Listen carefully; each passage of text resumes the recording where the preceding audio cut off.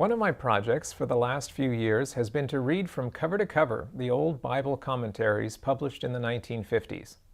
I am currently working through the last two, volumes 6 and 7. The other day I was reading Galatians 5 and I found a very interesting passage that is worth repeating. The verse in question is in Galatians 5, verse 24. "And they that are Christ's have crucified the flesh with the affections and lusts."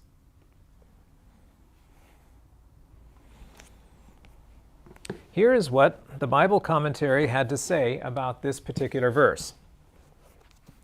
As I read this, compare it to what you have heard recently. The Christian's warfare against unholy natural tendencies, appetites, and passions consists of two steps. The first is a considered, firm, fixed, irrevocable decision to surrender the heart and will to Christ, so that He may purge every wrong tendency from the life. This decision is to be reaffirmed every day, and as often during the day as temptations may arise, or one may fall short of the mark of perfection. Only thus can the Christian carry out the command to present his body a living sacrifice, holy, acceptable unto God. God accepts this resolute decision of the will and proceeds with the heavenly work of transforming the life and conforming it to the likeness of Christ.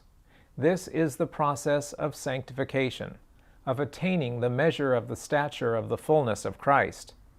The Christian may still make mistakes, though not deliberately, but so long as he comes to Christ, genuinely repentant, and reaffirming his original vow of loyalty, he is still acknowledged a Son of God, and granted the privilege of wearing the robe of Christ's righteousness.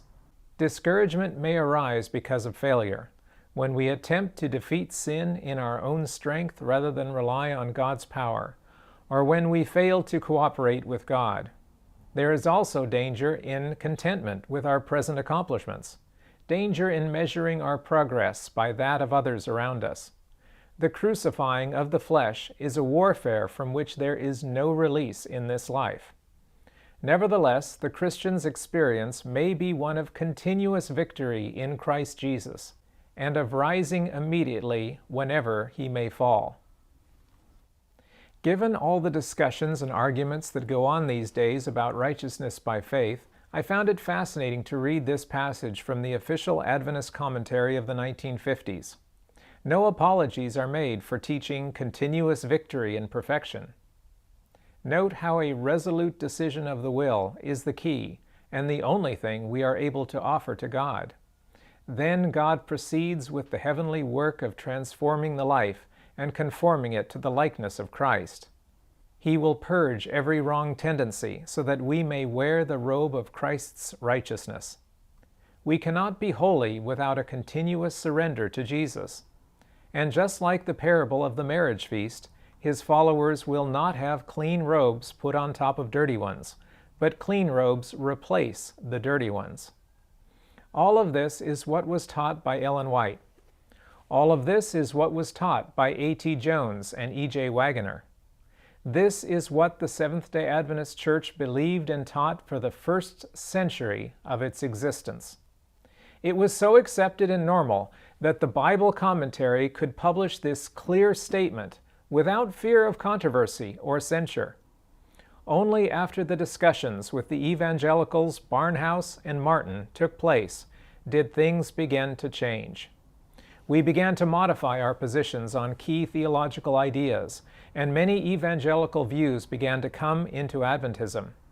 The firestorm of Desmond Ford's attacks on clear Adventist teachings split the church into many factions, and the church has never recovered from this. Now most speakers are afraid to teach complete sanctification and total character perfection. Some deny it entirely, while others never mention it, keeping the focus on side issues and distractions. Those who do teach these truths of the Bible are labeled and vilified, and their teachings are given names like last generation theology. This implies that this is something new something novel that has never been taught before. But here we have clear proof that this was actually the norm through the 50s. These teachings are actually bedrock Adventist teachings that have been lost sight of, rather than anything new. Don't let the scare tactics and name-calling drive you from embracing the truth that the Bible and the spirit of prophecy both teach. This is the truth of all time, but especially now, at the end of history.